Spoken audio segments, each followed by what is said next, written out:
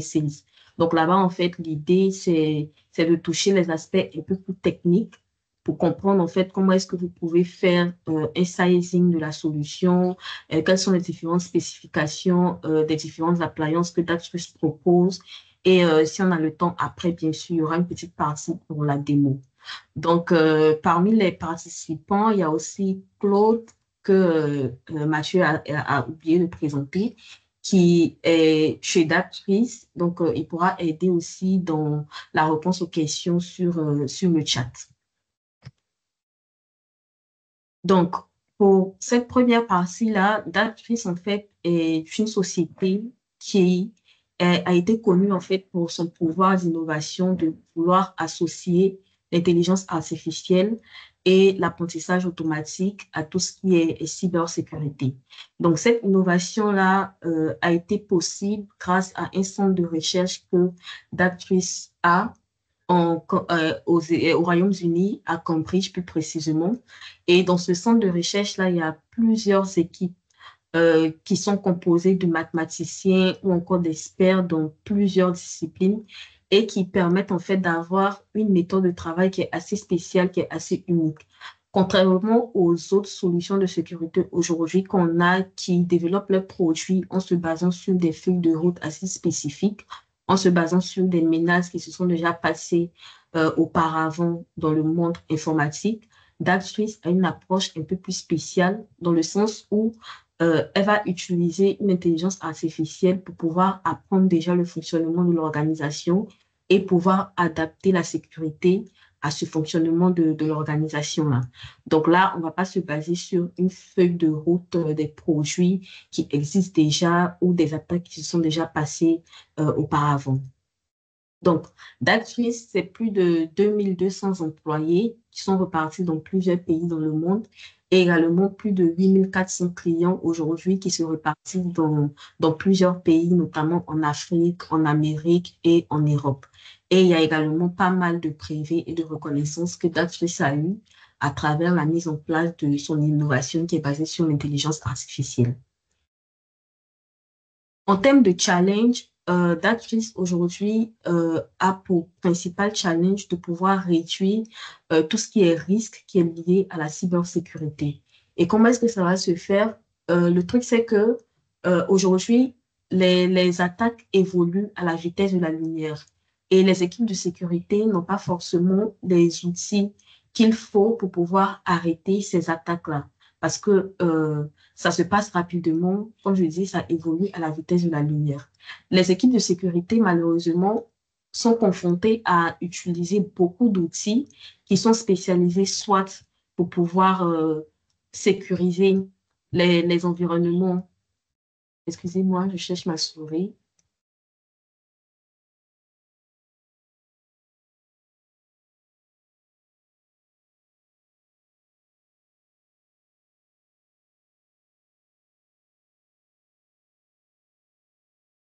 Comme je disais, les équipes de sécurité sont confrontées à utiliser pas mal d'outils qui vont leur permettre de pouvoir non seulement sécuriser des environnements de messagerie, des environnements cloud, qui vont permettre également de pouvoir sécuriser tout ce qui est serveur, tout ce qui est endpoint.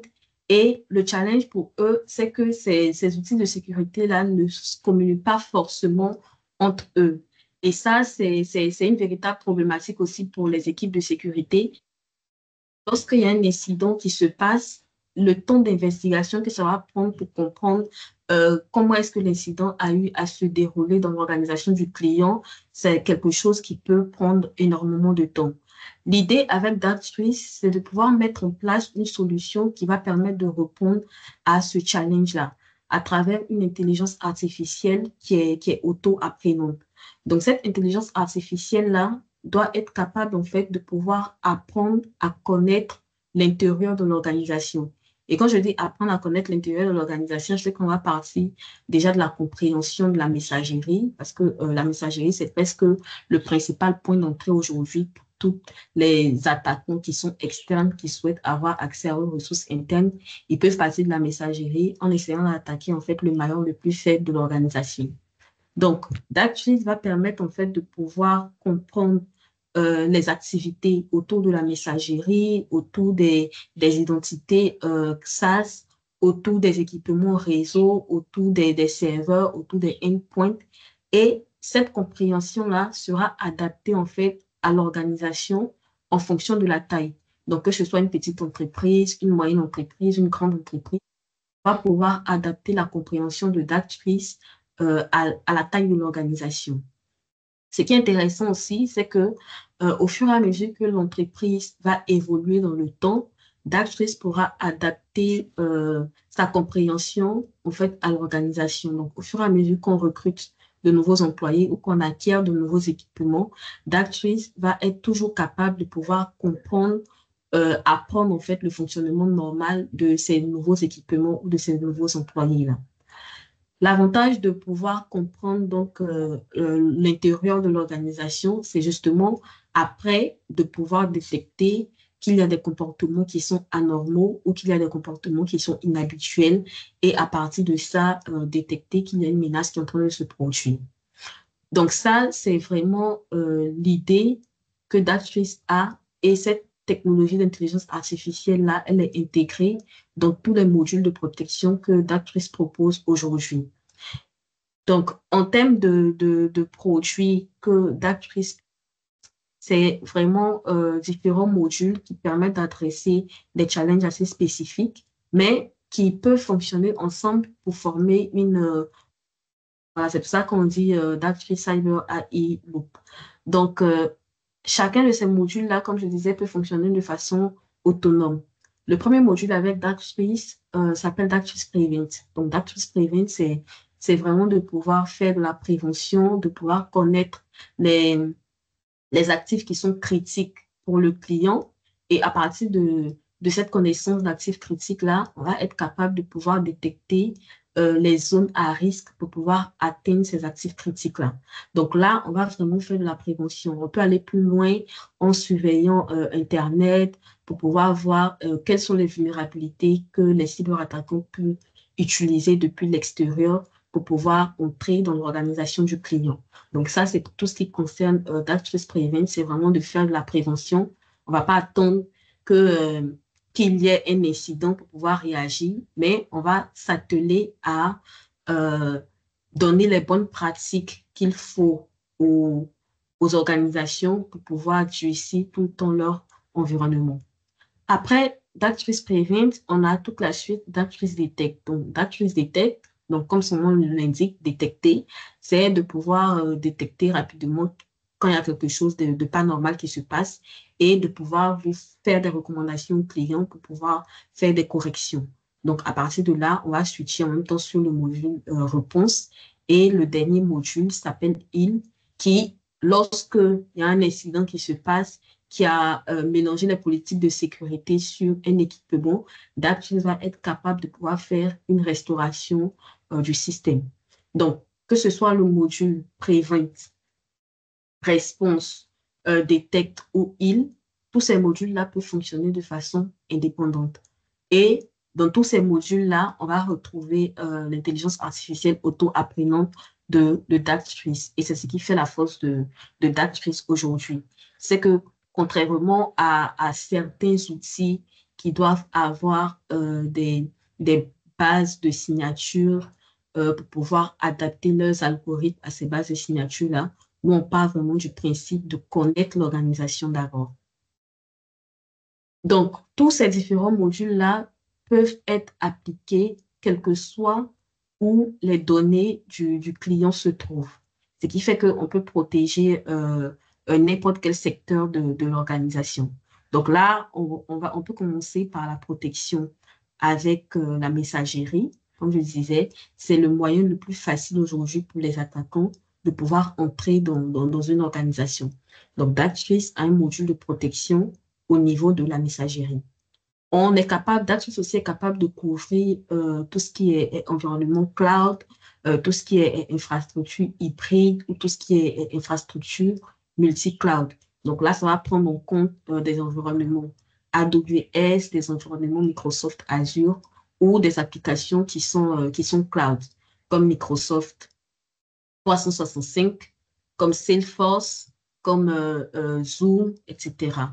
Il y a également la protection au niveau du réseau et de tout ce qui est objet connecté. Avec Darktrace aussi, on peut faire des intégrations à travers des solutions de sécurité tierces qui existent, comme des firewalls, etc. Donc là, l'idée, c'est de pouvoir examiner maintenant en détail les différents modules qu'on va retrouver au niveau de Darktrace. Donc, comme premier module, on a Darktrace Detect. Donc, Darktrace Detect, c'est le premier module qui a été créé au niveau de Darktrace. Darktrace Detect, c'est vraiment celui qui est à l'origine de tout, parce que c'est lui qui va commencer par examiner l'environnement, qui va commencer à apprendre ce qui rend l'organisation unique. Et ce qui rend l'organisation unique, ce sont les différents systèmes de messagerie. Au niveau des systèmes de messagerie, on va essayer de détecter quelle communication se fait généralement entre les utilisateurs internes ou entre un utilisateur interne et dans le domaine externe. Voilà, donc tout ça va nous permettre en fait de créer un modèle de vie pour chaque actif dans l'organisation.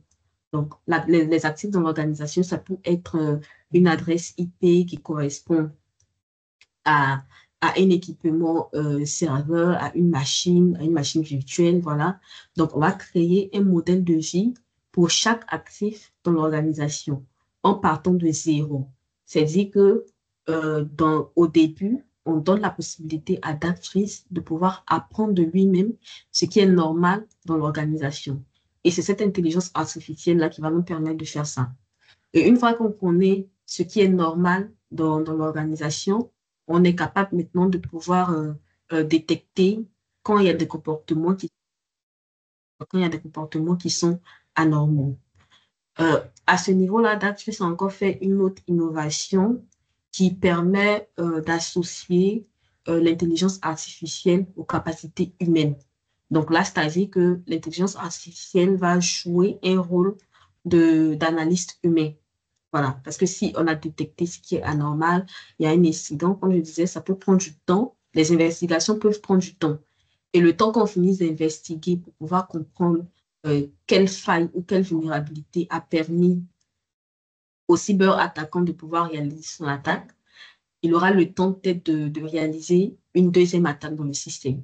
Donc, à ce niveau-là, Darktrace a mis en place un AI analyst qui va permettre de pouvoir relier différents événements de sécurité entre eux. Et à partir de cette liaison des événements de sécurité-là, il sera capable de résumer donc l'incident, de donner les détails à partir de quelle faille l'attaquant a eu à réaliser ce qu'il a fait, qu'est-ce que ça a impacté dans le système, et voilà. Donc, après cette innovation-là avec Darktrace Detect, Darktrace est allé plus loin parce que les clients ont trouvé justement que la partie Detect, c'était quelque chose d'important parce qu'il permettait de voir ce qui se passe dans le système, de voir ce qui est anormal. Mais après, les équipes de sécurité ne sont pas forcément disponibles 7 jours sur 7 ou H24 pour pouvoir maintenir un socle. Donc, ils ont fait la recommandation de pouvoir avoir un module qui allait leur permettre de pouvoir réagir de façon autonome au cas où il y a un incident qui se produit, par exemple, le week-end ou dans la nuit. Aussi, le volume de menaces est élevé et que les équipes de sécurité n'ont pas le temps nécessaire qu'il faut pour pouvoir analyser ce volume de menaces-là.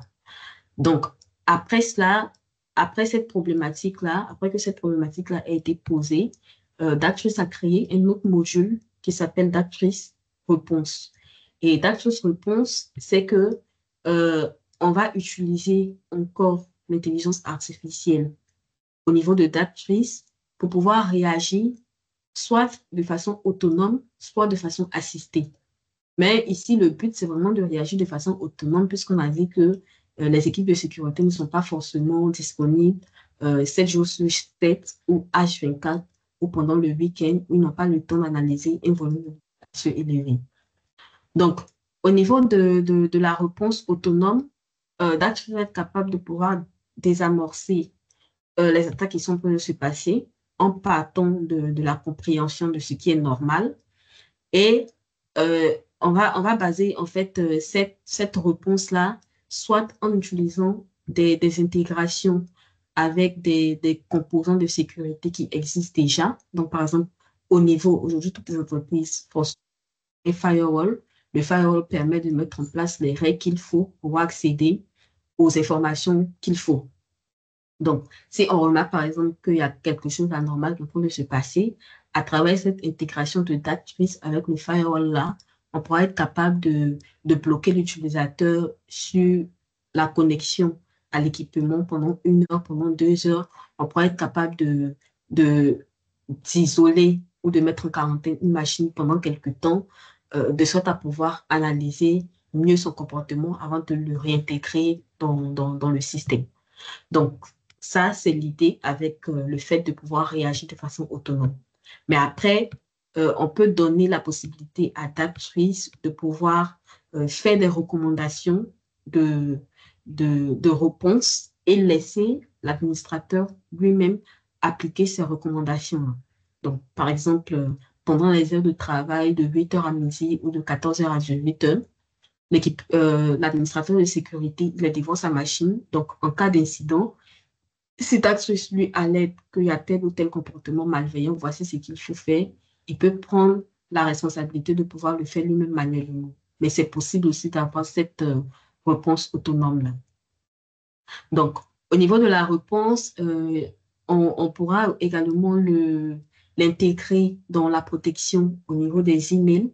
Et c'est ce qui va permettre de pouvoir réagir et bloquer lorsqu'il y a des attaques phishing ou lorsqu'il y a tout autre type d'attaque qui vont utiliser la messagerie ou encore les applications cloud.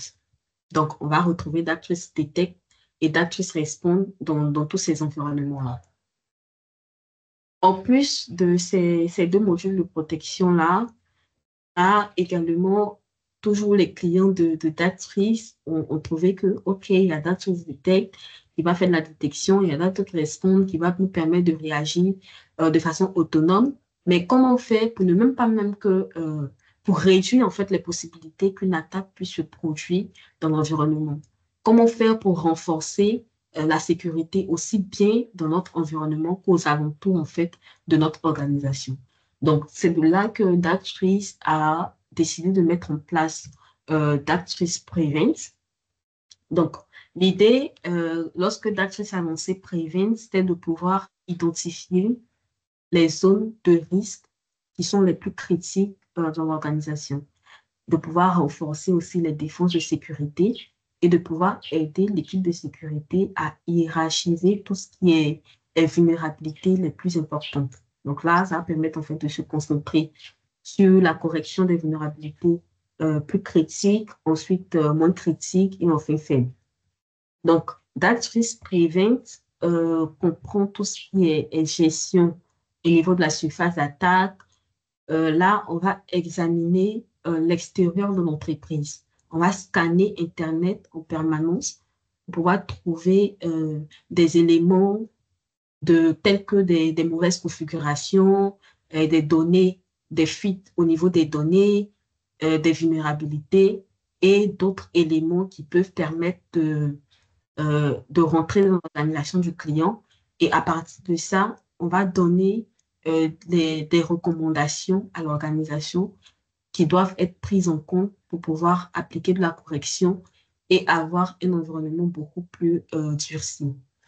Là, Darktrace est capable de faire en fait des tests d'intrusion sur des actifs pour pouvoir détecter quels sont les chemins qui peuvent aider à avoir accès en fait à un système en particulier. Ces tests d'intrusion-là, bien sûr, pourront être automatiques, mais le client lui-même, il peut décider en fait de modéliser euh, l'exploitation d'une vulnérabilité de façon manuelle pour pouvoir savoir si son système réagit comme il se doit. Donc, tout ça, c'est possible avec le fait de pouvoir utiliser aussi cette intelligence artificielle-là. Donc, on va intégrer de la modélisation des chemins d'attaque. On va faire une émulation au niveau des attaques, faire des simulations pour pouvoir voir comment est-ce que l'environnement réagit. Tout ça en utilisant l'intelligence artificielle. Et après, les informations qui pourront être détectées pourront être insérées au niveau de détecte et répondre.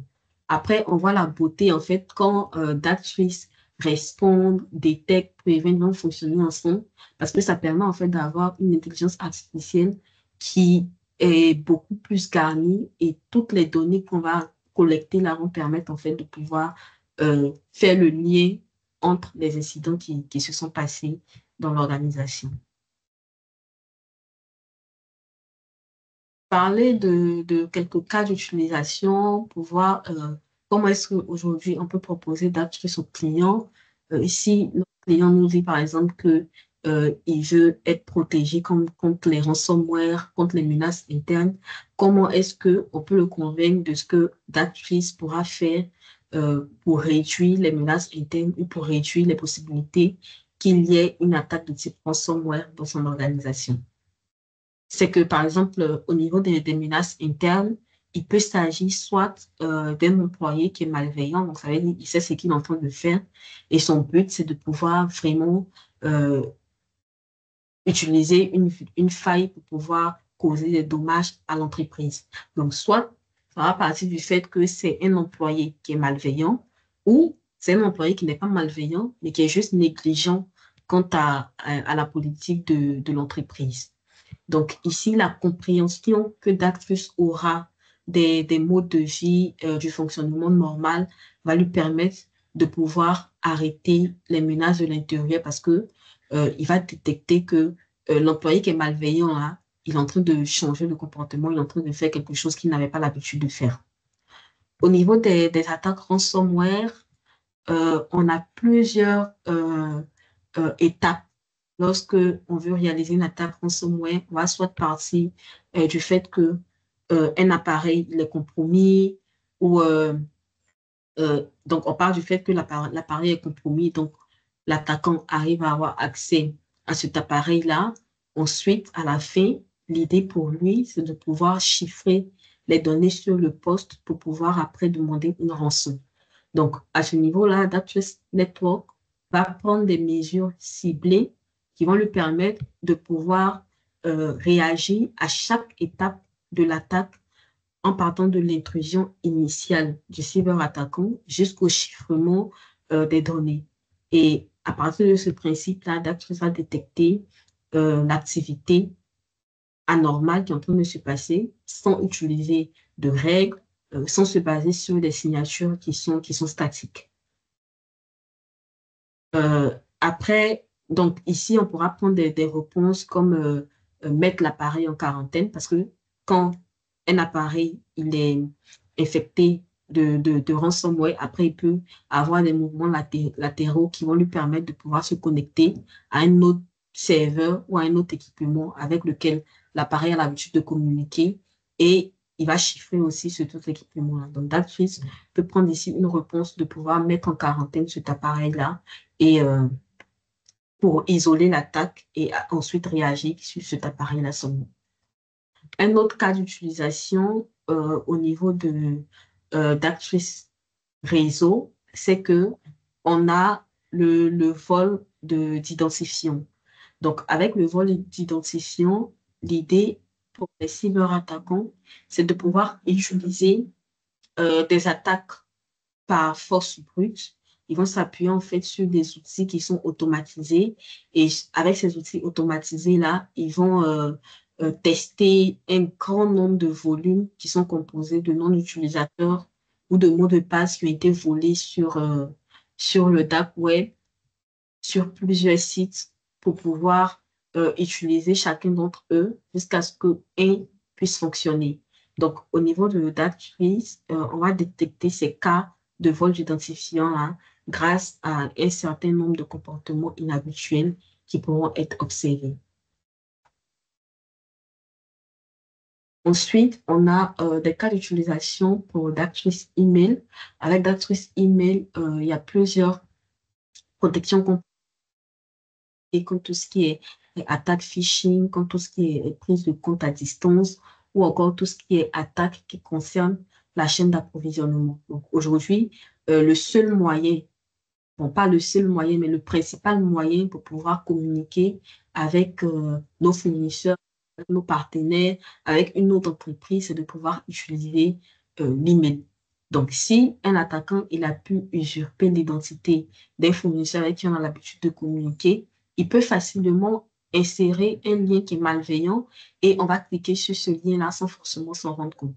Et Darktrace va permettre en fait de pouvoir détecter ce genre d'anomalie-là et pouvoir réagir quant à le fait de délivrer quand même l'email, de euh, corriger l'email avant de l'envoyer ou de transférer l'email carrément dans la boîte de corbeille pour ne pas justement qu'on puisse cliquer sur ce genre de lien malveillant. Donc, au niveau des attaques phishing, par exemple, ici, l'idée, c'est vraiment de pouvoir inciter des utilisateurs de pouvoir partager tout ce qui est identifiant ou de pouvoir envoyer de l'argent ou même de pouvoir divulguer certaines informations qui sont sensibles. Donc, à ce niveau-là, les attaquants, ils peuvent utiliser plusieurs méthodes. Soit ils vont essayer de se faire passer pour une personne ou une entité de confiance. Donc, ils vont usurper une identité. Soit dans leur mail, ils vont essayer d'évoquer un sentiment d'urgence ou de peur, voilà, pour ne pas que vous analysez le mail en profondeur, mais vous serez concentré plutôt sur le message qui est dans l'adresse mail. Donc ça pourrait être un moyen aussi de réaliser une attaque phishing. Il y a une autre méthode aussi qui pourra être de demander un paiement de facture ou de transférer un fichier sur un serveur qui est externe. Donc, à ce niveau-là, l'intelligence artificielle de Darktrace, vu qu'on aura appris à connaître le mode de communication normal de chaque utilisateur d'email. Donc, c'est-à-dire que en interne, on a certainement des utilisateurs qui communiquent beaucoup par email entre eux. Donc, Darktrace va détecter la communication interne qu'il y a entre les utilisateurs des emails ou encore la communication interne entre la communication entre les utilisateurs internes et des utilisateurs externes et comprendre le mode de communication qui est normal.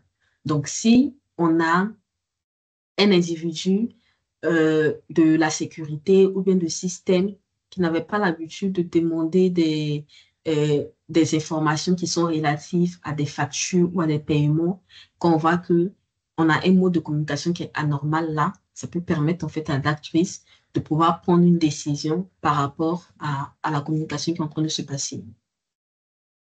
Après, on a la prise de contrôle du compte. Donc ça, c'est quelque chose qui devient de plus en plus populaire dans le sens où les attaquants vont acheter des informations d'identification sur le dark web et à partir de ces informations d'identification-là, ils vont essayer de se connecter à des systèmes. Donc, l'intelligence artificielle, le dark web ici, va apprendre le modèle de vie encore de chaque utilisateur de compte en rassemblant en fait une image de son activité quotidienne. Donc, qu'est-ce que moi j'ai l'habitude de faire? Quelles sont mes communications qui sont les plus fréquentes, qu'on observe beaucoup plus, et à travers ça également détecter tout ce qui est anormal. Le dernier point, c'est pour la chaîne d'approvisionnement. Comme je disais, le principal moyen pour accéder à nos fournisseurs ou à nos partenaires, c'est d'utiliser l'adresse email. Donc, si le fournisseur, son compte est compromis, c'est un risque qu'il faut prendre en compte. Donc, Darktrace Email va apprendre justement chaque interaction avec des noms de domaine qui sont externes et déterminer aussi le mode de communication qui a l'habitude de se faire et à partir de ça, arrêter les attaques qui vont cibler en fait la chaîne d'approvisionnement. Donc là, je fais une petite pause pour voir s'il n'y a pas de questions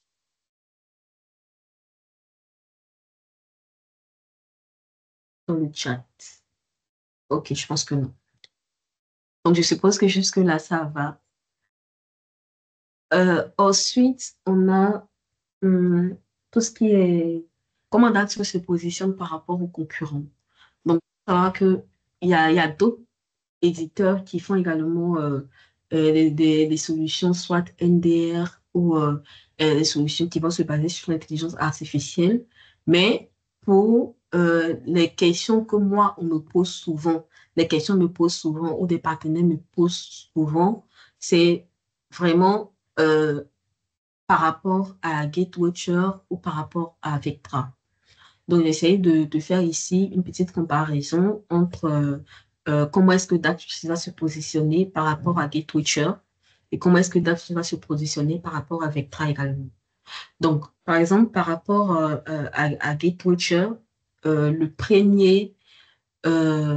première comparaison va se faire au niveau des zones de couverture. Tous ces éditeurs qui sont présentés ici, ce sont des éditeurs qui se basent sur de l'intelligence artificielle pour pouvoir apporter sur de l'intelligence artificielle en fait associée à la cybersécurité. Au niveau de Darktrace, on a des zones de couverture qui sont beaucoup plus larges que par rapport à GateWatcher ou par rapport à Vectra. Généralement, la comparaison qui est faite entre Darktrace et GateWatcher, c'est vraiment au niveau du réseau. Vous allez voir que à chaque fois que on essaie de comparer GateWatcher à Darktrace, c'est en termes de solution NDR. Et NDR, ce n'est rien d'autre que Network Detect and Response. Darktrace va plus loin que la protection du réseau. En plus de la protection du réseau, on a la protection de l'email, on a la protection du cloud, on a la protection des applications, on a la protection des endpoints, on a la protection des équipements connectés, etc. L'avantage ici avec Darktrace, c'est que plus Darktrace arrive à protéger à une zone de couverture plus large, plus les données qu'on apprend euh, on arrive en fait à beaucoup plus nourrir en fait cette intelligence artificielle là parce que s'il y a un incident qui se passe au niveau du réseau par rapport à un utilisateur, on pourra facilement faire le lien avec son comportement qu'il a eu au niveau de la messagerie.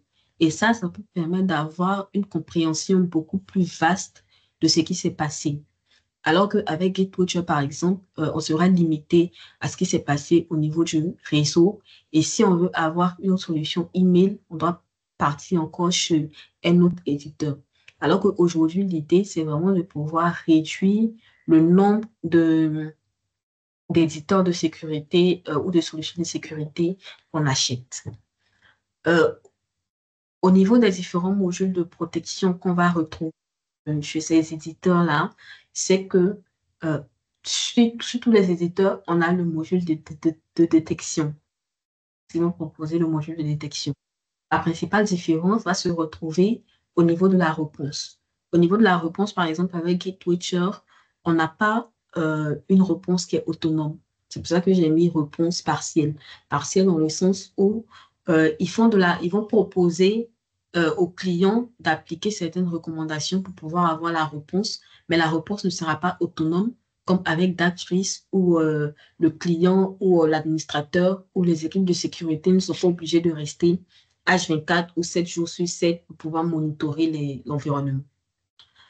On a un autre module de protection qui est Prevent. Donc, ça, on va les retrouver chez Darktrace et chez Vectra, mais pas chez GateWatcher.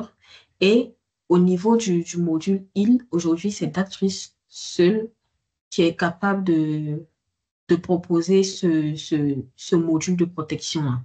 Donc, vous n'allez pas retrouver ça avec Vectra. Darktrace Heal va permettre de faire de la restauration. Il y a quelque chose qui s'est passé, ça a impacté vos contrôles de sécurité. On vous permet de faire un retour en arrière pour pouvoir retrouver la bonne santé de l'organisation. Donc, ça, ce sont les principales différences que vous allez avoir avec Darktrace, GateWatcher et Vectra.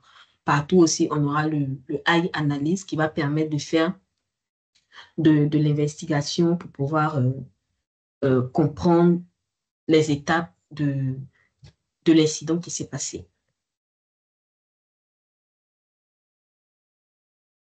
Donc là, je vais switcher sur le portail partenaire. Ici, je pense qu'il y a certains partenaires qui ont déjà accès à ce portail-là, mais qui n'arrivent pas forcément à trouver le matériel qu'il faut, les outils qu'il faut sur le portail, ou qui n'ont pas forcément la compréhension de comment se passent les formations avec Dactris. Donc, ce sera l'idée de présenter cette partie-là pour les partenaires qui n'ont pas encore accès au portail. Après, on pourra vous donner la méthode, le processus qu'il faut pour pouvoir s'enregistrer en tant que partenaire chez Dactris et pour pouvoir ouvrir votre compte sur le portail partenaire. Donc là, c'est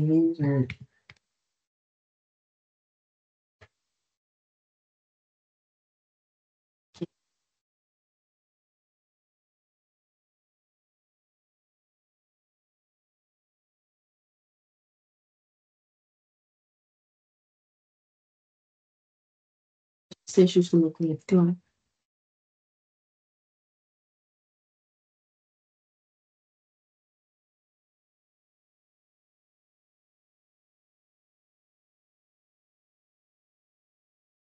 Ouais, j'ai un souci avec mon souris, j'arrive pas.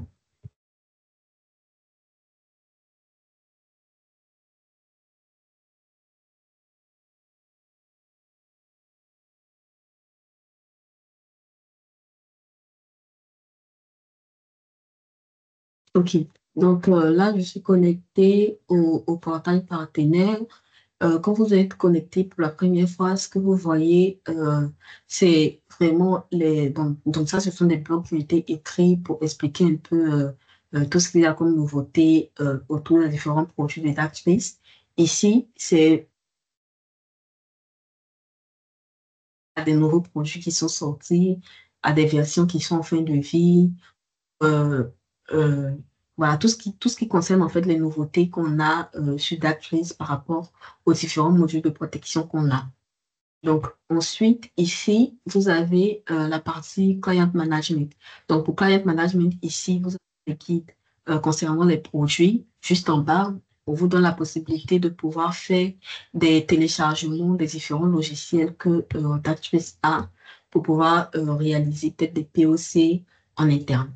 Donc, quand vous faites les différents trainings, les différentes formations, vous pouvez venir récupérer ici et de pouvoir faire des tests dans vos laboratoires vous-même pour pouvoir être beaucoup plus familier aux produits.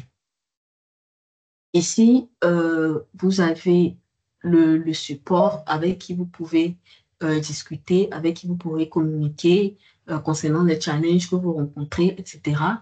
Et juste en bas ici, c'est vraiment client management. En fait, c'est si vous avez déjà des clients d'actrices.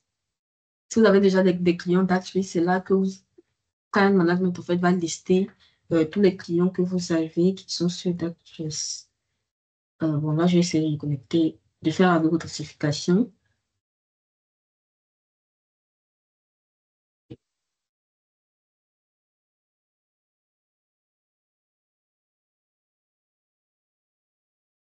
Là, c'est tous les clients que nous, on a qui utilisent Actress.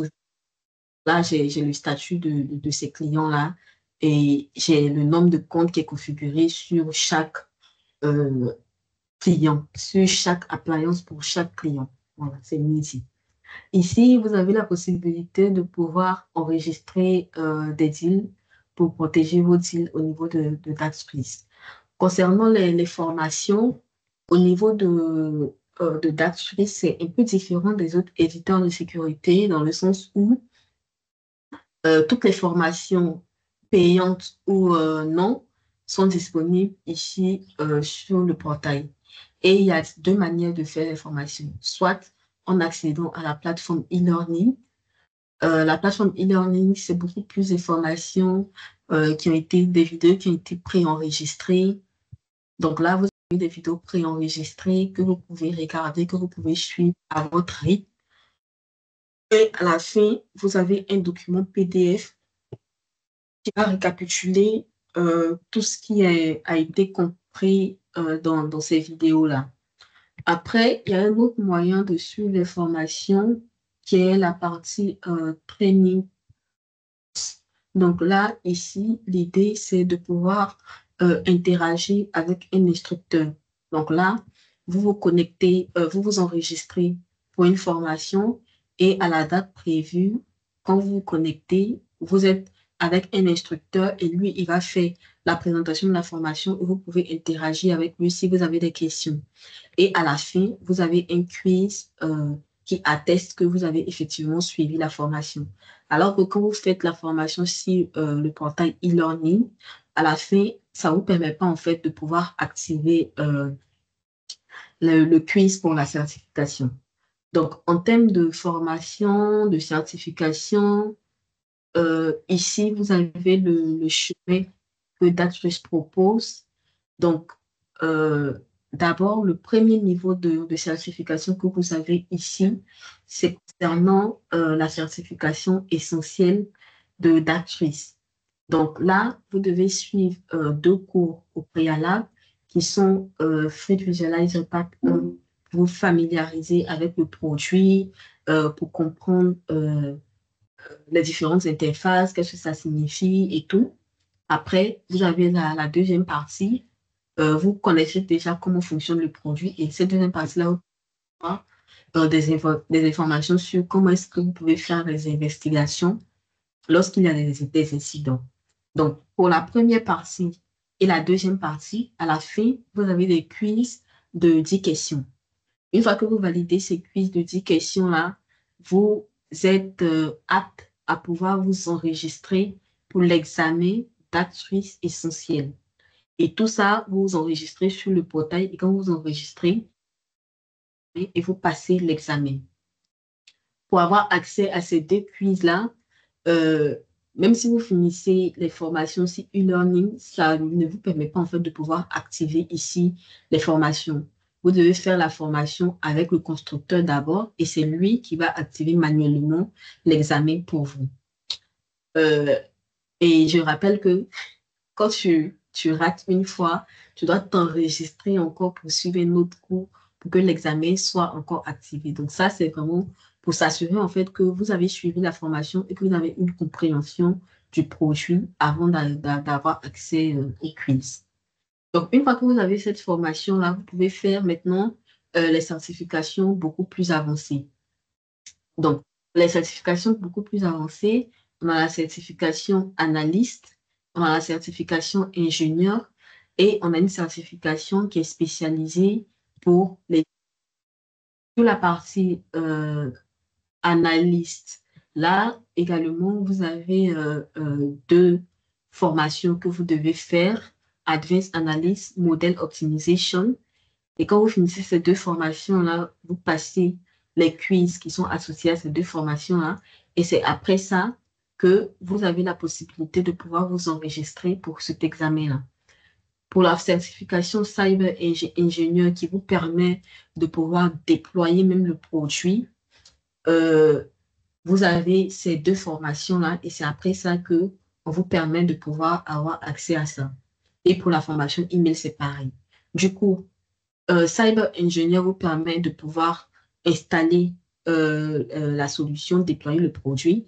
Cyber Analyst vous permet de pouvoir faire des investigations beaucoup plus avancées, faire des analyses, comprendre les alertes qui ont été envoyées par Dactrix. Et Certified Email permet d'être spécialiste sur la protection email. Toutes ces certifications-là sont possibles si vous avez cette certification-là au préalable. Donc, vous voyez qu'avec Darktrace ici, ce n'est pas de faire des certifications sales ou des certifications pre-sales. Ce sont des certifications qui vous permettent à la fin d'être spécialisé sur des rôles, soit analyste, soit ingénieur, ou sur une spécialité de produit. Je reviens sur la plateforme Training Course ici pour vous montrer comment est-ce que je peux m'enregistrer pour une formation sur Darktrace. Là, par exemple, si je viens sur Free Visualizer, là, j'ai la possibilité de pouvoir choisir le langage. Ça me permet juste d'ajouter des filtres. Et ici, la première formation disponible pour Free Visualizer, c'est le 16 septembre. Donc, je peux m'enregistrer ici. Et quand je suis enregistrée ici, je reçois donc l'invitation par email. Le jour de la formation, je me connecte. Ça, c'est gratuit. À partir du moment où ça devient payant, c'est quand vous devez faire les examens. Donc là, par exemple, si je lis sur exam, cyber, cyber essentiel, voilà, ici, euh, la première certification, voilà. Donc, il me dit que les prérequis pour pouvoir avoir accès à cet examen-là, c'est d'avoir passé Visualizer Part 1 et Visualizer Part 2. Voilà. Quand ces deux conditions-là sont réunies, ici, j'ai le tarif de formation et là, je peux m'enregistrer pour la formation. Donc, c'est comme ça que vous pouvez suivre les formations sur Datrix. Ça, ces deux formations-là sont payantes. Au niveau de l'examen, ici, c'est gratuit. C'est pareil pour les autres cours qui sont payants et au niveau de l'examen, vous devez payer pour passer l'examen. À côté de ça, ici, on a pas mal de matériel.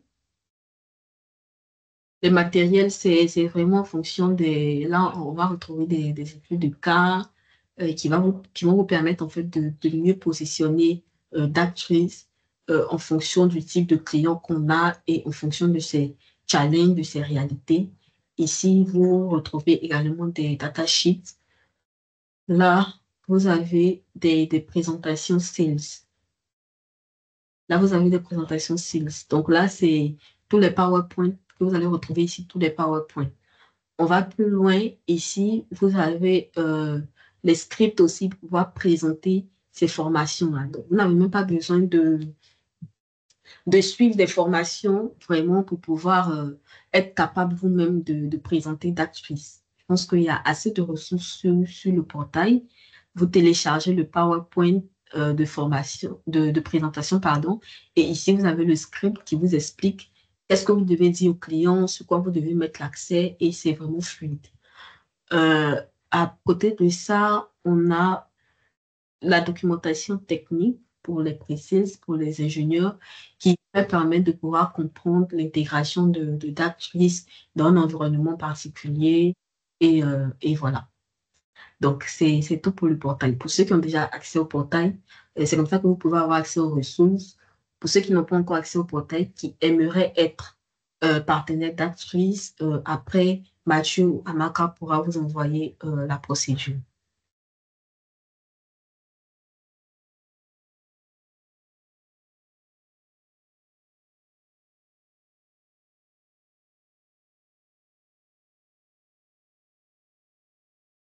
Donc, ça, c'est un peu tout pour cette première partie-là.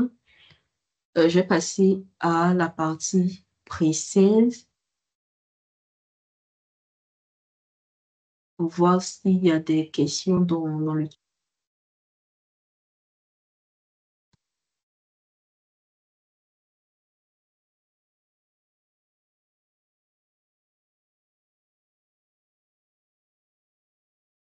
Ok. Donc, ok, donc la première partie a permis d'introduire un peu d'actrice, euh, les challenges aussi de la solution, les différentes zones de couverture, le positionnement au, aux concurrents de d'actrice. Ici, pour cette deuxième partie-là, c'est de vous parler des différents éléments qui vont permettre de faire déjà un sizing de d'actrice chez des clients pour avoir une cotation ou pour pouvoir faire un POC et parler également des différents modèles d'appliances qui sont disponibles et de quelques exemples d'architecture en fonction de certaines études des cas. Et on va terminer par une petite démonstration. Donc, pour la partie sizing, ici déjà, le premier modèle de sizing va concerner le réseau. Donc, ici, les différentes informations qui sont importantes, c'est de être pareil que le client il veut protéger.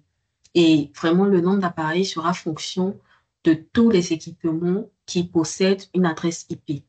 Donc, ça peut être un serveur, ça peut être une machine virtuelle, ça peut être euh, un équipement endpoint, ça peut être un équipement réseau, un équipement quelque. Donc, le nombre d'appareils, c'est important pour pouvoir faire le sizing. au niveau du réseau. Ensuite, on a le nombre d'utilisateurs qui sont présents dans l'organisation. Après ça, c'est important de savoir les données du réseau qu'on veut analyser, qui doivent être, que Darktrace doit recevoir pour analyser. C'est quoi le mode de connexion? Est-ce qu'on va le faire en faisant du port mirroring ou bien est-ce qu'on va le faire en utilisant TAP? Voilà, donc tout ça, ce sont les éléments qui devront être donnés au fur et à mesure du switch que le client a. Si on est dans un type de span, il va falloir préciser le type d'interface qui est nécessaire. Donc, ces questions-là sont beaucoup plus spécifiques parce que c'est ça qui nous permettra en fait de pouvoir sizer l'appliance qu'on va proposer au client. Par exemple, dans un cas de POC, c'est obligatoire d'avoir ce genre d'informations-là. Par contre, pour pouvoir avoir une estimation d'une cotation, on peut se limiter soit au nombre d'appareils ou au nombre d'utilisateurs. Ensuite, un autre élément qui est important aussi, ça peut être la façon minimale, maximale pour le core switch. Et puis, est-ce qu'il y a d'autres réseaux qui doivent être surveillés? Donc, est-ce que, en fonction du réseau principal, le client, il a une firm server et on doit pouvoir capturer le trafic à partir de cette firm server-là. Donc, tout ça, ce sont des informations qui peuvent être intéressantes également sur la partie du sizing pour le réseau. Ensuite, on a le sizing pour l'adresse email. Donc, au niveau de l'adresse mail, il faut savoir que Darktrace va être capable de pouvoir s'intégrer avec des environnements Microsoft 365 ou avec des environnements Exchange. Si le client il est sur Exchange on-premise, il peut s'intégrer avec Exchange, notamment avec des versions 2015, 2016 ou 2019. Également une intégration avec email, avec Gmail. Voilà, donc ça, ce sont les différents environnements email qu'Actrice va supporter. Donc, une fois qu'on connaît l'environnement email A, donc si l'environnement mail n'est pas compris parmi ces éléments-là, ça ne sera pas possible de lui proposer d'Actrice. Si c'est compris, on peut procéder à la conversation pour connaître le nombre d'adresses email qu'il faut protéger, le nombre de volumes email, une estimation de courrier que le client y reçoit par jour. Après, les autres éléments qui restent, c'est vraiment également faire un POC. Sinon, les trois premiers éléments sont déjà importants pour faire un sizing et faire ressortir une cotation. Concernant les spécifications des appliances, comme je disais, c'est les informations de sizing qui vont permettre de pouvoir déterminer la taille d'appliance qui va couvrir l'environnement du client. Donc, on a 5 principales appliances que Darktrace propose en passant de l'appliance de taille S à l'appliance de taille XA en fonction de la taille de l'organisation à protéger. Comment on reconnaît la taille? On reconnaît la taille par le nombre d'adresses IP, le nombre d'utilisateurs, la bande passante minimale et maximale. Voilà, c'est toutes ces informations-là qui nous permettent de déterminer la taille. Au niveau de l'appliance de type S, ça, c'est vraiment idéal pour des petits déploiements. Donc, pour les organisations qui ont un nombre assez limité d'appareils. Après, on a la taille M qui concerne les entreprises moyennes. Donc, ces entreprises-là, eux, on va leur conseiller la taille M qui est un peu plus au-dessus de la taille S qui est la plus petite taille qu'on a avec Darktrace. Ensuite, on a X2 pour des déploiements sur des environnements qui ont une grande capacité et qui veulent déployer Darktrace en fait sous forme de déploiement distribué. Voilà. Après, tout ce qui est taille Z, taille XA, c'est au fur et à mesure qu'on est dans des environnements de taille beaucoup plus maximale. Donc, en fonction des informations de sizing qu'on va recevoir, on va vous faire une correspondance de l'appliance qui correspond et des différentes caractéristiques de cette appliance-là. Est-ce que les interfaces euh, qu'on a sur l'appliance correspondent à ce que à faire en fait une intégration avec le switch du client, etc. Voilà. Donc ça, c'est des informations aussi que vous pouvez avoir. Je vais vous partager ça à la fin de la formation. Donc, pour les différentes études de cas qu'on a, là, C'est là, c'est... Oui, peut-être une qu'avant question dans le d'aborder, chat. oui, il y a beaucoup de questions dans le chat là, je sais pas. Il y a des questions même qui sont relatives à l'utilisation du portail, tout ça. Vous Ah, n'avez moi, je n'avais pas pas vu. adressé. Donc, d'accord, Donc, super. est-ce Je que c'est regarde possible de le les chat. adresser avant de continuer ou bien je préfère terminer? Oui, je préfère faire, je regarde maintenant. Donc, je vois une question dans le chat qui demande si les modules Respond, Detect, Prevent et Heal de Darktrace sont en une licence ou chaque module a une licence spécifique. OK.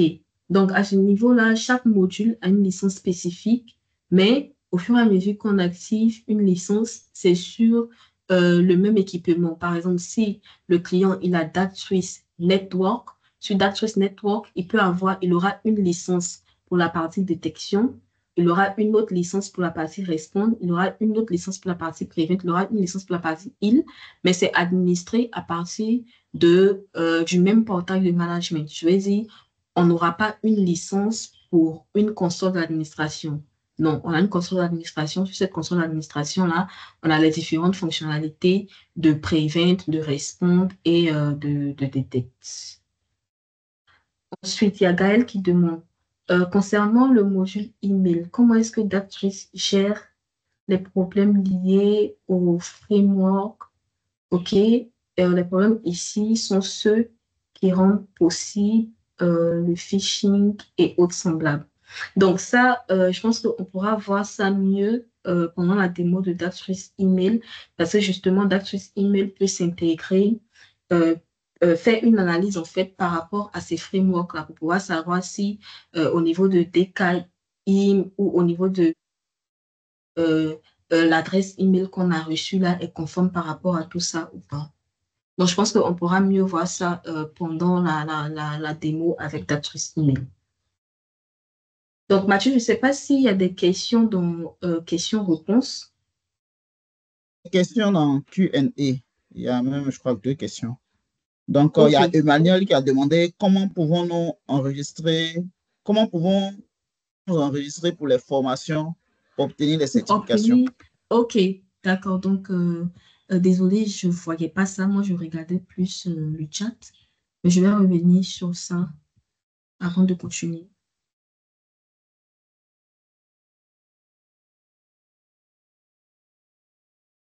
Et puis, je pense qu'il y a Claude aussi qui voulait intervenir. Je crois il a dit quelque chose dans le chat ou voilà. OK, Donc, super. Claude, tu Donc, peux prendre merci la main pour à ça. n'importe quel moment, hein. Si tu peux aider dans le chat. Donc, OK, comment pouvons-nous nous enregistrer pour les formations pour obtenir les certifications? Donc, ça, je pense que j'avais montré, mais je reviens dessus. Donc, c'est ici dans Education et Enablement. Donc, là, vous avez toute la partie course training. Et ici, en fait, on a toutes les formations qui sont disponibles en fonction, en fait, de la disponibilité des formateurs, des instructeurs.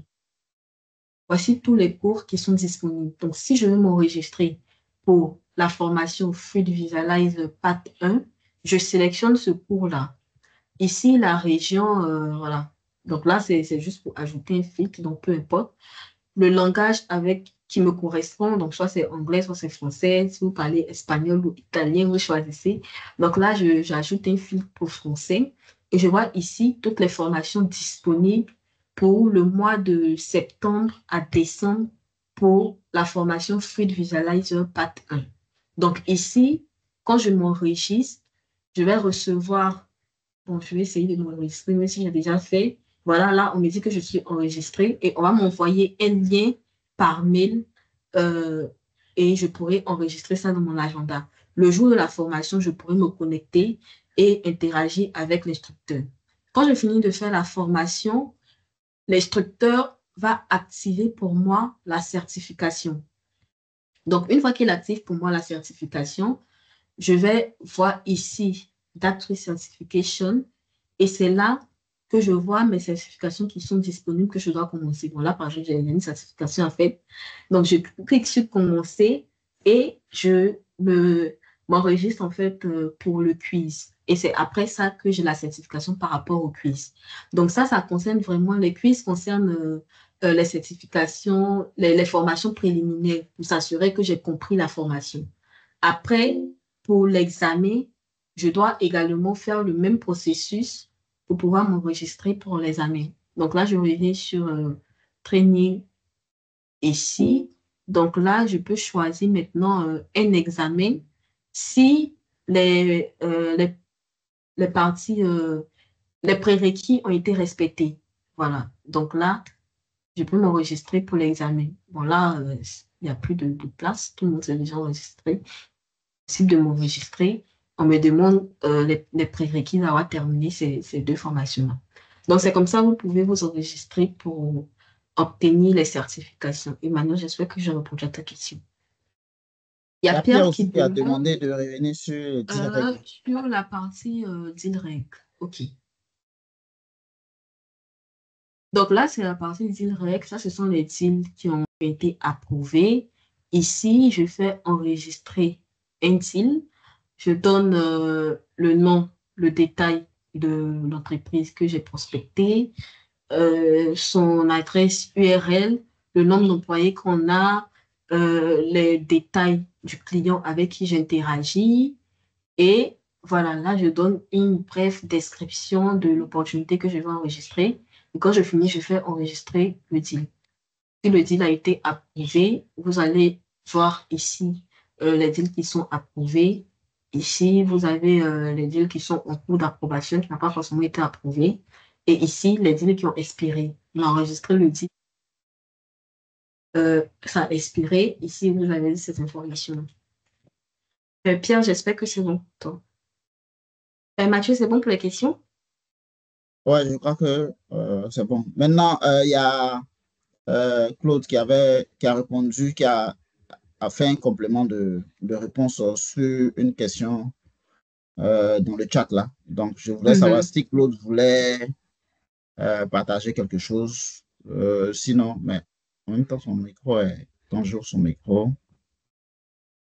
Ok, donc je pense on va laisser Gaël dire si ça répondait à sa question. Donc pour l'instant, moi je pense que je vais continuer sur la présentation.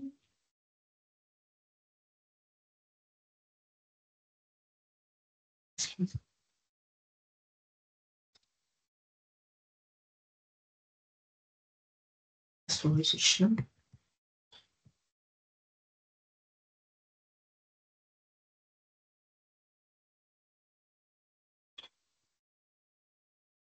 Donc, tu peux poursuivre. Ouais, merci. Donc là, on a un scénario de déploiement pour DarkSpace Réseau sur la partie dans le local du client. Voilà. Donc ici, l'objectif, ça sera de pouvoir surveiller ce trafic-là et analyser la sécurité qu'il y a sur ce trafic-là. Donc, généralement, cette capture-là, on pourra la faire en utilisant deux méthodes principales. Donc, soit on va utiliser un point d'accès de test, donc le TAP, ou on va utiliser la mise en miroir. Donc là, on va utiliser le port span. Généralement, avec DarkTrace, c'est la deuxième méthode qui est utilisée. Donc ici, vous avez les différents serveurs DHP, DNS, NTP, proxy, etc. Ils sont connectés au switch et vous avez trois différents sous-réseaux A, B et C. Donc au niveau de Datris Appliance, on va se connecter soit au port SPAN, faire du TAP pour pouvoir surveiller le trafic réseau, pouvoir analyser ce trafic réseau-là. Sur l'appliance de Darktrace, on va configurer une adresse IP statique. Voilà.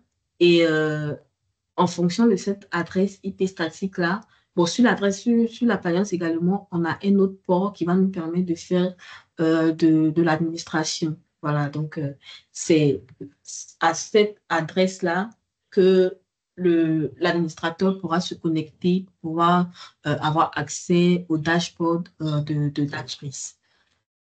Ensuite, on peut faire une connexion ici avec les cyber analystes de Darktrace, mais vu que eux, ils ne sont pas dans le réseau du client, on va utiliser le firewall pour pouvoir écrire, autoriser certaines règles de l'adresse IP statique qu'on aura donnée à l'appliance vers des adresses IP qui ont des destinations à Cambridge, voilà. Et ça va permettre en fait aux analystes de Darktrace de pouvoir accéder aussi à la console de Darktrace pour pouvoir utiliser, produire en fait des rapports de renseignements sur les menaces, pour pouvoir contrôler la santé de l'équipement de Darktrace, pour pouvoir envoyer des notifications à type proactif pour les menaces. Donc ça, c'est quelque chose qui est faisable. Avec Darktrace Email, ici, soit c'est avec Office 365 qui permet de pouvoir faire, en fait là, en fait, ce qui est fait, c'est une intégration API. Donc, au niveau de Darktrace Email, on n'aura pas d'appliance qu'on va donner au client. Tout va se retrouver dans le cloud et on fait une intégration API avec, avec Microsoft. Voilà. Donc, Darktrace Email sera en mesure donc de pouvoir identifier tout ce qui est campagne de courrier électronique et sophistiqué et il va permettre en fait de pouvoir imiter des communications qui sont anodines en localisant des menaces qui seront dissimulées sous forme d'activités qui sont quotidiennes. Voilà. Donc, après Darktrace Email, on a également un scénario pour Darktrace Exchange. Donc, au niveau de Darktrace Exchange, là, c'est une appliance qui sera physique et cette appliance-là devra être située dans la même zone logique du réseau sur le serveur Exchange. Donc, ça va permettre en fait de pouvoir minimiser les temps de latence qu'il y a entre les différentes communications au niveau de l'adresse email. Voilà. Donc, on peut faire migration entre Darktrace Email et Darktrace Network. Donc là, on peut faire des intégrations avec, par le biais du port HTTPS 443. Voilà. Donc, si on fait l'intégration de Darktrace Email et de Darktrace Network, on pourra faire un lien entre les utilisateurs qui utilisent les messageries et ceux qui se connectent aux différents équipements. OK, pour passer à la démo. Dylan, avant de passer à la Oui. démo, il y a une question Oui. dans le chat là. OK. Si tu peux répondre à la question. D'accord.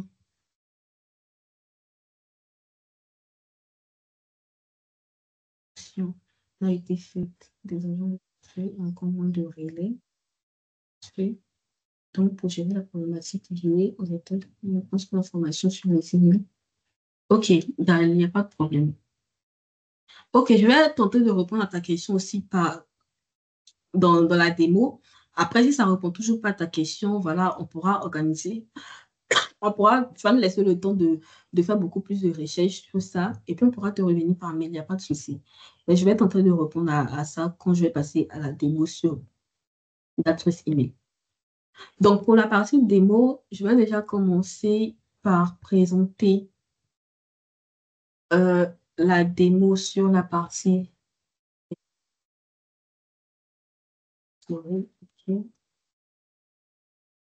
Donc, ici, ce qui est intéressant, c'est que quand vous avez accès au portail partenaire, on lit directement ça avec une plateforme démo. Donc, aujourd'hui, pour toutes les personnes qui sont partenaires d'Actrice, qui accèdent au portail partenaire de d'Actrice, ils ont automatiquement accès à cette plateforme de démo. La plateforme de démo va permettre de faire la démonstration pour tous les modules de protection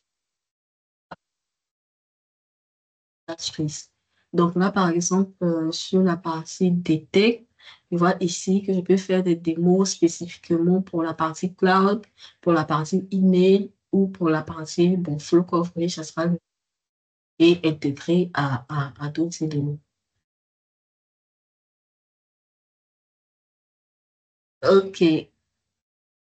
Donc là, je suis à la plateforme de démo sur euh,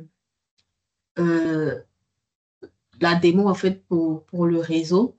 Donc ici, ce que je vois en premier lieu, c'est les différents équipements, les différents sous-réseaux qui sont protégés par Darktrace. Bien sûr, il y a différentes couleurs parce que chaque couleur donne une information qui est spécifique, notamment euh, le vert parce qu'il n'y a pas de problème. Quand c'est un peu violet ou bleu, il y a eu un incident, mais Darktrace a apporté une réponse. Ou quand c'est jaune aussi, il y a d'autres informations par rapport à l'incident qui s'est retrouvé dans le réseau. Ici, on a des informations sur l'analyse qu'on a eue, notamment en termes de nombre d'événements, en termes de brèches de sécurité que Darktrace a détectées, en termes de nombre d'événements critiques. Donc ça, c'est toute l'analyse qu'on a eu à faire. En bas, j'ai des informations sur l'environnement qui est protégé. Donc, l'environnement qui est protégé en termes de serveur, device, credential, etc. Et là, j'ai le modèle de vie que Darktrace a créé pour tous ces événements-là. Donc, vous voyez, le nom, c'est énorme, mais je n'arrive pas à lire, mais bon, voilà. Donc, en fait, le truc ici, c'est que à chaque fois que on observe, on commence à comprendre le comportement d'une adresse IP, un sous-réseau, Darktrace va créer un modèle de vie. Le pattern of life ici correspond à tout ce qui est, tous les micro-informations que Darktrace a créées en fait pour pouvoir détecter que ça, c'est quelque chose de normal pour cette adresse IP-là, ou ça, c'est quelque chose de normal pour ce compte-là. Donc, il peut avoir des faux positifs. C'est vrai que c'est rare, mais ça peut arriver. Mais si on observe qu'il y a un faux positif et que Darktrace envoie une alerte par rapport à ça, vous pouvez dire que c'est un faux positif. Vous pouvez décider de classifier cette alerte en fait comme un modèle de vie pour l'adresse IP pour lequel en fait l'alerte a été créée. Donc là, on a tout le total en termes de points. Et ici, on a les informations que répondent à lui apprendre. Je pense qu'il y a, je ne sais pas si c'est Emmanuel qui avait posé la question de savoir comment, est-ce qu'il y a une licence pour Detect, est-ce qu'il y a une licence. Là, c'est parce qu'il y a une licence pour répondre qui a été et que ça nous permet également ici de voir les devices qui sont protégés et les actions que Darktrace Response a eu à prendre par rapport à ces devices qui sont contrôlés là. Là, j'ai le nombre total d'investigations que l'AI analyste au niveau de Darktrace a eu à faire. Voilà, donc ça a permis en fait de pouvoir économiser 10 heures. Ça veut dire que si c'était un humain qui devait faire des investigations de lui-même, ça lui aurait pris plus de 10 heures. Donc, AI Analyst a permis, en fait, à l'équipe de sécurité de pouvoir gagner du temps sur l'investigation des différents incidents qui ont rencontré des incidents dans le système. Donc, ici, par exemple, je prends un incident concernant Henry Jones. En fait, pour pouvoir faire cette démo-là, Darktrace s'est basé sur des événements qui se sont passés chez certains clients. Et en se basant sur ces éléments chez des clients-là, il a rejoué en fait le scénario qui s'est passé dans son environnement. Donc ici, vous allez voir qu'il y a une histoire derrière ça. On n'a pas récupéré les logs de façon anodine. En fait, ici, Henry Jones, en fait, il était un administrateur sécurité réseau dans une organisation et il a été licencié. Et pour pouvoir causer du tort à l'entreprise, vu qu'il était administrateur sécurité réseau, il avait la possibilité de se connecter au serveur dans l'organisation. Donc, il avait accès au serveur et à certains trucs qu'il avait l'habitude de faire. Mais sauf que Darktrace n'avait jamais vu Henry Jones en train d'avoir accès aux informations sensibles sous les fichiers ou bien en train de télécharger des informations sur des serveurs extérieurs.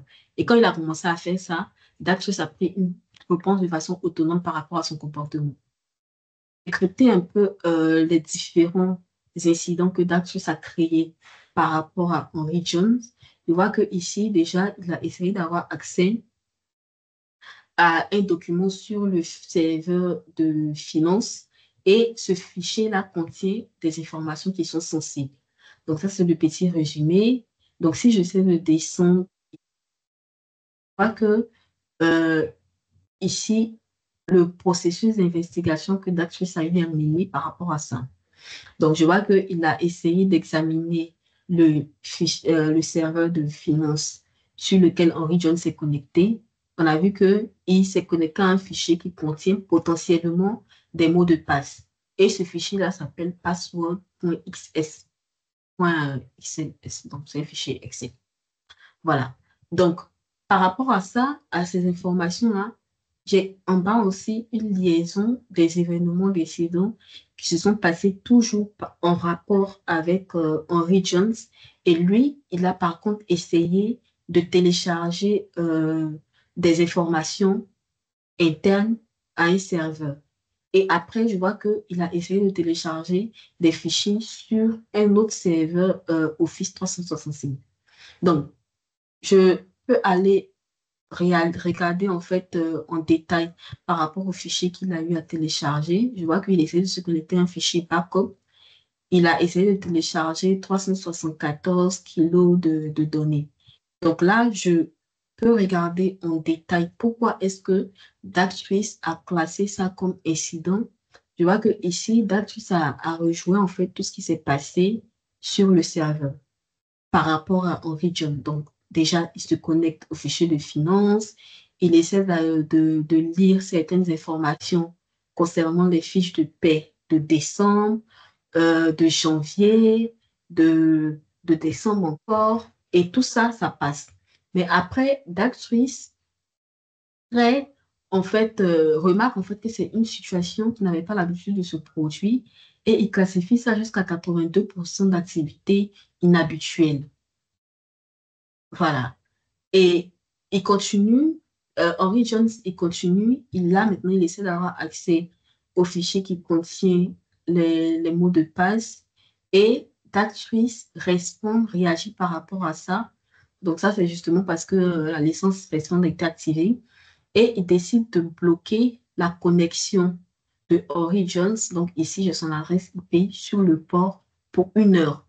Donc, il bloque Henry Jones sur le port pour 1 heure. Et on remarque encore que, comme il est bloqué sur ce serveur-là pour 1 heure, il essaie maintenant de se connecter à un autre serveur qui s'appelle Backup. Et sur ce serveur Backup-là, il essaie de transférer des fichiers internes. Et Darktrace prend une autre décision par rapport à ça pour bloquer la connexion pour 1 heure et il crée encore un nouveau modèle de vie, en fait. Ça, ce sont des éléments, en fait, qui montrent tout le comportement sur les différents équipements, sur les différents serveurs, bien que ce soit les serveurs qu'il avait l'habitude d'utiliser, mais les comportements qu'il a eu sur le serveur en un laps de temps, voilà, parce que quand on regarde le temps où il a été déconnecté sur le serveur de finance et le temps où il a essayé de se connecter sur un autre serveur, et quand il a été bloqué, il a essayé de se connecter sur un autre serveur encore, c'est quelque chose qui s'est fait en moins d'une heure. Et ça, c'était pas quelque chose qu'on avait l'habitude de constater par rapport à Origins. Donc, c'est pour ça que ça, ce sont des incidents. Ici, toutes les phases d'attaque et le niveau auquel cette attaque-là se situe. Voilà. Donc ici également, il y a eu d'autres événements qui se sont passés où il a été tenté en fait de télécharger des informations depuis un serveur Office 365. Et là, j'ai tout le process d'investigation que le module Cyber Analyst va exécuter pour pouvoir comprendre ce qui s'est passé. Donc, c'est en fonction en fait des logs, on va faire une corrélation de tous les événements de sécurité pour pouvoir retracer cette information. Donc, c'est possible de faire de prendre des réponses de façon autonome, mais c'est également possible de laisser l'administrateur lui-même faire exécuter les réponses aussi de façon manuelle. Donc là, ici, on a le module d'actrice email. Donc ici, il y a eu une correspondance de d'actrice detect, de d'actrice email. Je ne sais pas s'il y a toujours des questions dans le chat.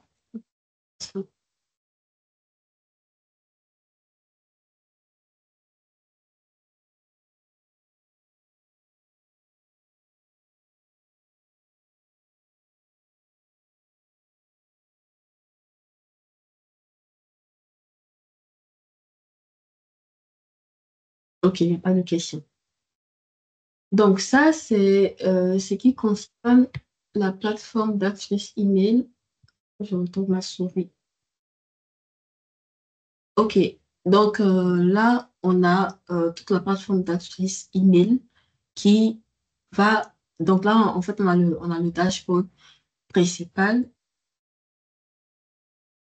un ensemble de dashboards qui vont permettre en fait de classifier euh, les, les actions que l'actrice a eu à prendre par rapport à ces menaces-là. Donc, en termes euh, d'action au niveau de l'actrice ici, on peut ne pas envoyer l'adresse mail dans la boîte de réception de l'utilisateur. On peut soit l'envoyer vers les mails indésirables, on peut prendre des actions par rapport à des liens ou encore par rapport à des fichiers qui sont attachés au mail, etc. Donc, il y a plusieurs actions que Darktrace va prendre en fonction de la menace qui est en face de nous. Pour tout ce qui est campagne de mails qu'on reçoit souvent, voilà, Darktrace va faire une classification en termes de spam, en termes de phishing, en termes de sollicitation, pour pouvoir réaliser des actions, etc. Voilà, donc on a des dashboards qui sont spécifiques au type de menace qu'on aura. Je reviens sur la partie menace. Ici, on a tout ce qui permet à Darktrace, en fait, de pouvoir connaître les utilisateurs internes. Donc ici, en fait, l'idée, c'est de pouvoir créer une identité qui sera continuellement apprise par Darktrace. Donc cette identité-là va permettre de répondre à certaines questions de qui les utilisateurs reçoivent généralement des emails. Donc ici, par exemple, on a créé des utilisateurs, des identités pour 9174 euh, adresses internes qu'on recevait et 63 000 adresses externes. C'est-à-dire que les utilisateurs internes interagissent certes avec des fournisseurs, avec des partenaires qui ont des différents. C'est quoi la nature de la communication, le mode de communication qu'on a l'habitude de voir à travers ces différents modes de communication-là. Et c'est à partir de l'identité ou des identités que Darktrace a créées qu'on va détecter les gens qui sont anormaux. Ici, on a toutes les menaces qui sont classifiées, en fait. Donc ici, là, vous avez le score, en fait, ou la capacité de ces menaces-là. Donc ici, par exemple, on voit qu'il y a eu beaucoup plus de menaces de type phishing et etc. Il y a eu d'autres types d'attaques également. Je viens carrément sur phishing. Donc ici, il va les acteurs qui ont été tagués par cette adresse phishing-là. Et ici, j'ai les cibles VIP. Donc, les cibles VIP, par exemple, ce sont des usurpations d'identité qu'on va faire sur des utilisateurs qui ont été sollicités pour obtenir des informations qui sont sensibles qui sont critiques, qui pourraient mettre l'environnement ou l'entreprise à mal. Par exemple, concernant cet utilisateur VIP là, Olivia, voilà. Donc, Olivia, là, déjà, j'ai un score d'anomalie à 100%. À 100% parce que quand Darktrace a analysé ce mail-là, on a vu que c'était pas un mail même que Olivia avait l'habitude de recevoir. Donc ici, par exemple, l'analyse qui a été faite, c'est que il y a eu une communication entre Teams, pardon. Bon, là, je déroule. Voilà, donc là, j'ai l'adresse email de la personne qui a eu à envoyer ce mail-là. Donc, on a Tim qui a essayé d'envoyer un mail à Olivia. Mais ces deux utilisateurs sont des utilisateurs internes. Mais quand on a analysé le mail, on s'est rendu compte que ça, en fait, c'était une mauvaise adresse email parce que le nom de domaine n'est pas correct. Ici, par exemple, on a un nom de domaine de euh, holding S Sing, alors que lui, il a envoyé à un nom de domaine de SS Sing. Voilà, donc soit ça peut correspondre peut-être au fait que il a voulu usurper une identité ou il s'est juste trompé d'adresse, mais on va même pas délivrer l'adresse email parce que c'est pas quelque chose de euh, qui est normal. Voilà, donc ça, on a un score d'anomalie à 100%. Après, on a une autre sollicitation ici qui va inciter quelqu'un à faire un paiement. Excusez-moi, je reçois une notification, donc je regarde s'il y a une question. Donc ici, qui va solliciter un utilisateur à faire un paiement. Donc à ce niveau-là, on va analyser donc les différentes informations qui ont été reçues, notamment en commençant par l'adresse de la personne qui envoie le mail et l'adresse de la personne qui reçoit. Donc après l'analyse de date freeze entre l'adresse de la personne qui envoie et l'adresse de la personne qui reçoit, il n'y a pas de souci, ce sont des bonnes adresses. Donc on remarque que Jana, elle a l'habitude d'envoyer des adresses mail justement à l'organisation et elle a l'habitude de communiquer aussi avec plusieurs personnes dans cette organisation-là. Donc là, j'ai une petite histoire de comment est-ce que Jana envoie des mails généralement euh, à l'organisation. Donc je vois que il y a une analyse qui a été faite qui montre que elle a communiqué avec 7 utilisateurs en 8 jours différents. Donc, ça peut paraître quelque chose de normal, le fait qu'elle envoie un mail à Kate, vu qu'elle a l'habitude de le faire. Mais quand on analyse beaucoup plus en profondeur pour pouvoir détecter les anomalies dans le mail qu'elle a envoyé, on va se rendre compte que euh, elle va solliciter en fait Jana, et pardon, Kate, à envoyer des informations sensibles sur un serveur qui est externe. Et à ce niveau-là, dans le contenu du mail, on observe qu'il y a des informations qui ne sont pas correctes. Notamment, on a un document, on a certains documents, on a un document encore qui sollicite Kate à faire un paiement. Et parmi ces informations-là, on a des liens de phishing. Voilà. Donc, c'est ça, en fait, qui vont permettre de pouvoir classifier ça comme étant quelque chose de malveillant, notamment à Chine. Ici, Datus a eu à prendre une action automatique par rapport à cela. Le mail n'a pas été délivré, mais on permet également d'appliquer, de faire une remédiation, pardon, de façon manuelle. Donc, cette remédiation manuelle, a vu que l'adresse n'a pas été délivrée, l'administrateur, en analysant ça de façon manuelle, il peut se rendre compte que non, je décide quand même de délivrer parce que peut-être que strict dans la décision qu'il a prise. Donc, vous pouvez décider de délivrer l'adresse mail au récipient Kate ou ajouter d'autres personnes qui vont recevoir comme le supérieur de Kate, etc. Voilà, donc si je fais ça, il va délivrer l'adresse mail ou bien je peux décider de ne pas délivrer la, la réponse que l'actrice a eu à prendre par rapport à ça.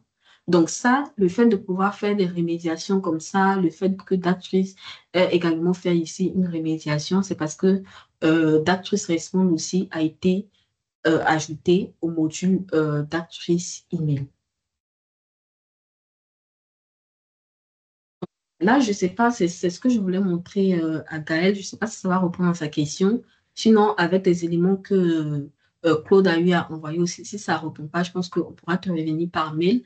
Mais en fait, ici, ce que je voulais montrer, c'est que Darktrace permet de faire des intégrations avec soit SPF, les méthodes telles que DKI ou DMARC, en fait, pour pouvoir savoir si la personne qui a envoyé l'adresse mail est reconnu par ces différentes méthodes d'authentification.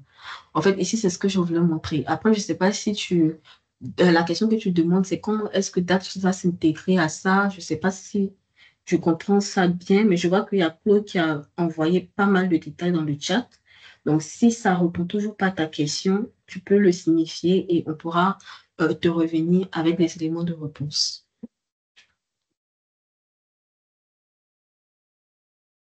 Après, je ne sais pas s'il y a d'autres Claude, tu veux questions. intervenir? En plus. Bon, ok. Non, non, Ah, enfin, j'ai juste répondu au chat, mais s'il veut plus de précision, peut-être qu'il peut nous le spécifier et je vais répondre du mieux que je peux. c'est parfait. Merci. Merci, Claude. Ok. Donc là, je pense que j'ai fait un peu le tour. Je ne sais pas si vous avez d'autres questions. Après, Mathieu, tu peux expliquer aussi pour ceux qui ne sont pas encore partenaires le processus pour pouvoir être partenaire d'Actrice. Je pense que ça peut être important. Moi, bien sûr, après la présentation, je vais envoyer tout ce qui a été montré ici, toute la documentation, et voilà. Oui, bon, on reviendra là-dessus certainement avec Amaka. Euh, on a déjà eu une discussion comme ça avec Bactrice sur les partenaires. Au niveau de la Côte d'Ivoire, je crois qu'on en a fini, hein. Certainement pour le Cameroun, je crois que Claude et son équipe devraient avoir travaillé avec Pierre, mais bon, je laisse le soin à Pierre, je ne sais pas, et, et Claude d'en parler. Sinon, pour la Côte d'Ivoire, bah, c'est fini, hein. On a plus, la plupart des partenaires qui sont invités à ce webinaire sont des partenaires d'Actress. On n'enregistre plus de partenaires actuellement. Pour le Cameroun, je ne sais pas. OK.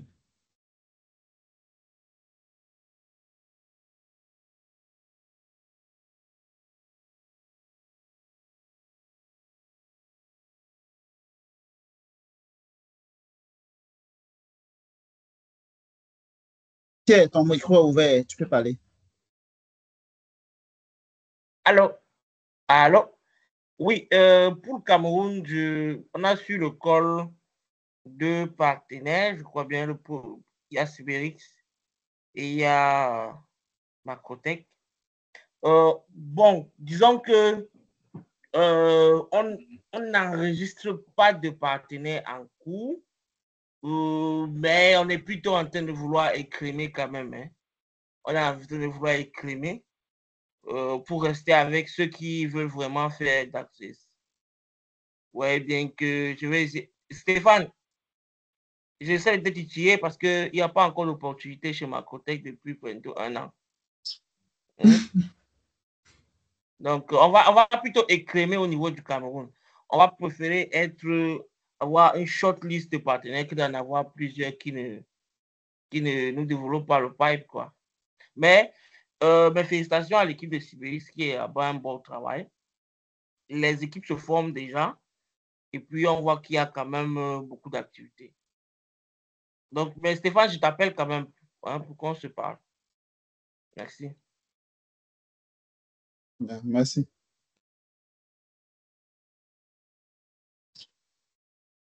Ok, c'est là. Oui, C'est bon, on a fini, je crois.